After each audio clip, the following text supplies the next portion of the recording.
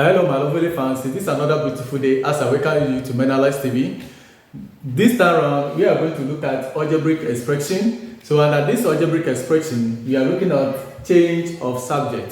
So when we talk about change of subject, it's about making a particular variable to stand alone. Change of subject means making a particular variable to stand alone. So we look at some examples and see how best we can. So our first example here is y is equal to mx plus c. And here we are going to make x the subject.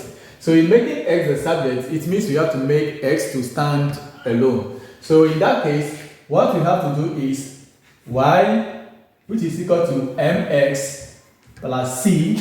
Then the first thing we have to do is to move the c from here to where the y is. So looking at this, the c here is what? Is positive. So when it becomes here, it becomes what?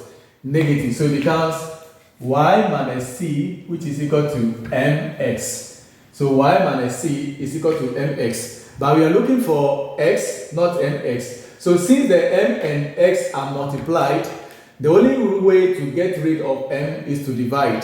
So what we are going to do is to divide both sides by m. So divide by m, and this side also by m.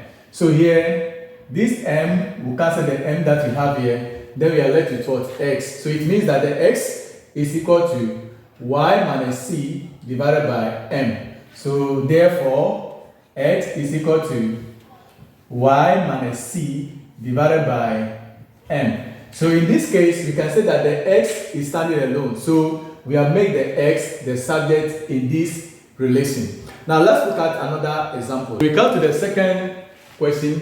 V is equal to 1/3 of pi radius square h, or 1/3 of pi h radius square. And here you have to make the radius the subject. Now when you look at it, this is a fraction, so you have to do away with the fraction first.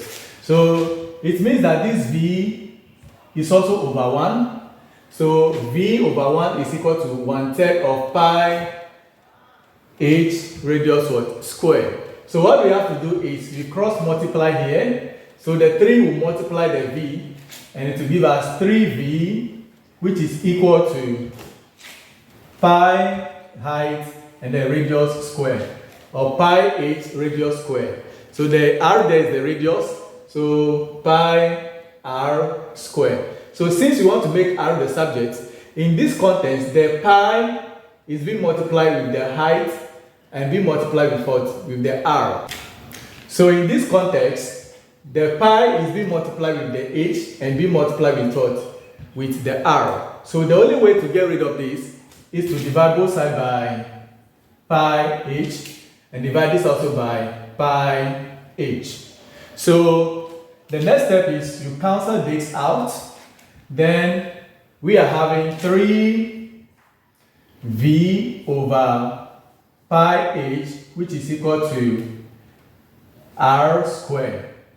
Mind you, we are looking for r, not r squared. So what we have to do is we find the square root on both sides. The square root on both sides. And here this square will cancel the square root. So the square cancelling the square root there. Then we are left with what?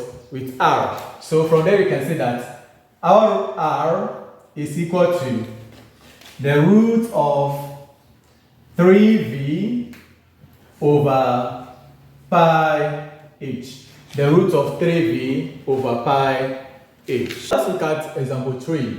So here you have to find, or you have to make r the subject in the relation 1 over r is equal to 1 over r1 plus 1 over r2. Now when you look at these, they are all fractions. 1 over r, 1 over r1 plus 1 over r2. Now we want to make r the subject. So the first thing you have to do is to find the XCM. So finding the XCM, you multiply through by the XCM.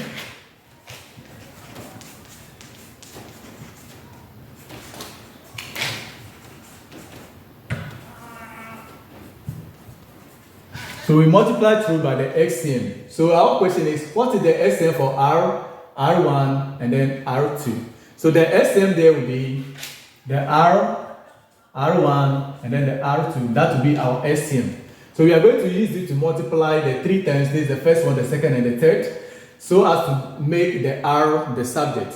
So we look at the first one, the R1, and then the R2 will multiply 1 over R, which is the same as the R1, R2 times 1 over our R1 plus the R1, R2 times 1 over R2. So here, this R will cancel the R1, the R that we have here. This R will cancel the R and then the R2. Then you come to the second term that we have here. This R1 will cancel the R1 that we have here. And here too, the R2 will cancel the R2 that we have here. Now when we come back here, we are left with the R and then the R2. So the R2 is left here. Then plus we have the R and then the R1 left there. So the R, then R1. That's what we have left there. Then, since we are making R the subject and we have done away with the fractions, now we group the like terms together. So when we look at this, the R2 and then the R1 are at one place. So we have our R here and another R here. So what we have to do is what? To factor out. So in that case, we are going to have the R1, the R2, which is equal to. So when you look at this, the R is common here, so you bring it out. Then we are left with what? The R2 here, so the R2 has to come. Then plus, then here, since the R is here, we factor out the R. Then we are left with what? The R1 there, so we have the R1 at this side too. So that means that the R2 times R is going to give us R2. Then the R1 times R is going to give us the R1. So now we have to do away with the R2 plus R1 so that we can have the R left. So in that case, what we do is the R1, the R2 is equal to R into bracket R2 plus R1.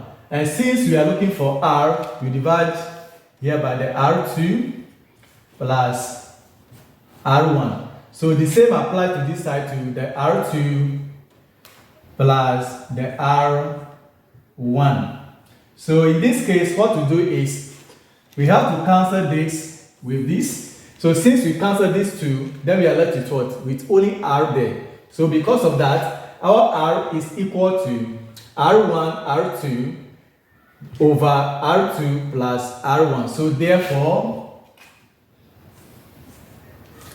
R is equal to R1